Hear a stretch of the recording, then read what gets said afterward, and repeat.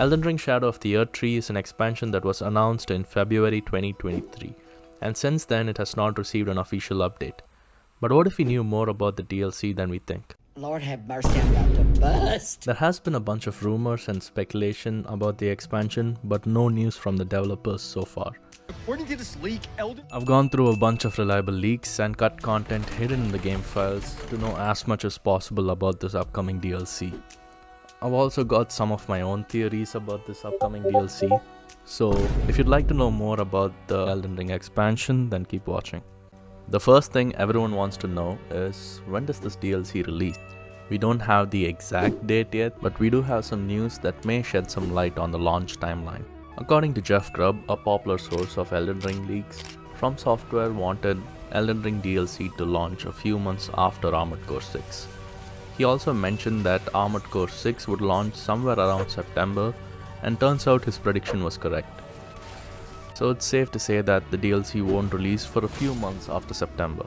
Recently we got to see the Kadakawa sales reports, and in here the developers stated that Elden Ring DLC would maximize the lifespan of the IP and prolong the profits.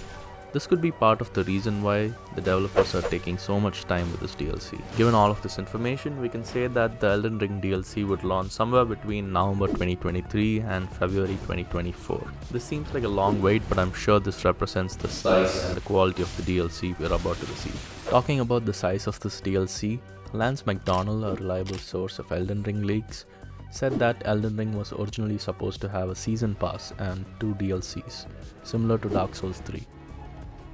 But From Software changed their plans midway and released the PvP Colosseums as a free add-on.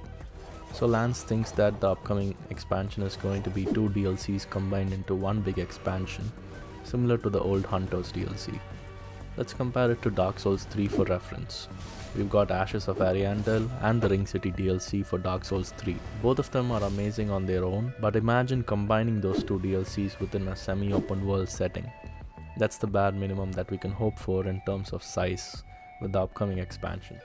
So we've talked about the potential size of the DLC, but where will it be located and how can we access it? Last year, the developers accidentally added some files and assets that should not be in the base game.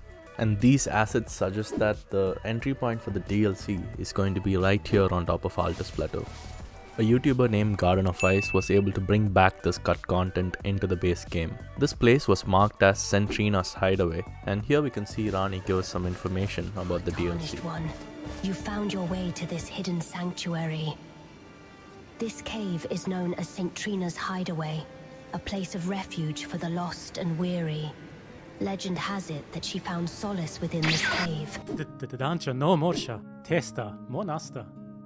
Ganama churo. Ho, dan chatsra. Han vi mapta.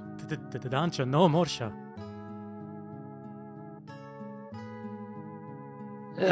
Tostakukan ganama churo. Ho, dan chatsra. Oh, no tonda. Finelo ba. So we can confirm that this is going to be the actual entry point for the DLC.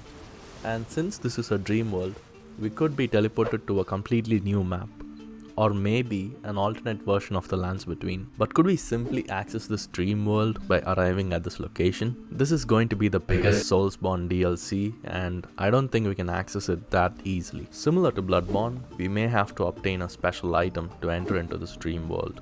Speaking of special items, let's visit Mikula. Little boys want to be violated by me. Recently, Zulie the Witch revealed that after defeating Morgwyn, we can see Mikula's hand right here, and on this hand there is a ring. She was able to go through the game files and find that this ring can be removed, suggesting that the player can obtain this ring.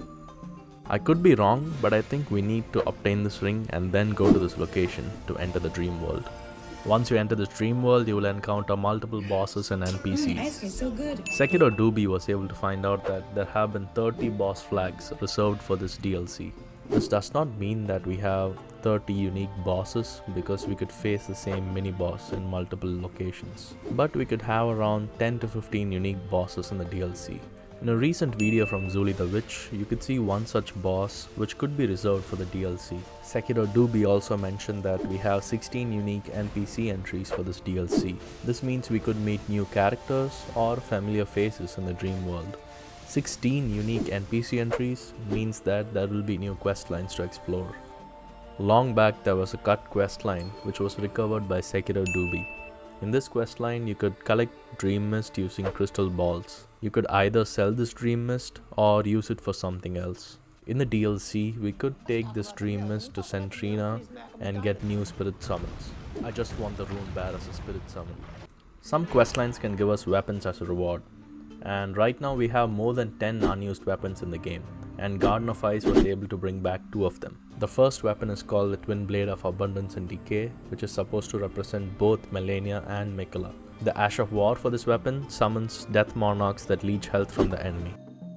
The next weapon is called the Twin Blade of Abundance, and its Ash of War is a variation of the waterfall dance, the infamous move Melania does during her boss fight. Looking at its Ash of War, I think it might be a boss weapon, because such a flashy Ash of War won't be wasted on a weapon you could find in a chest. Let me know what you think and leave a like if you agree.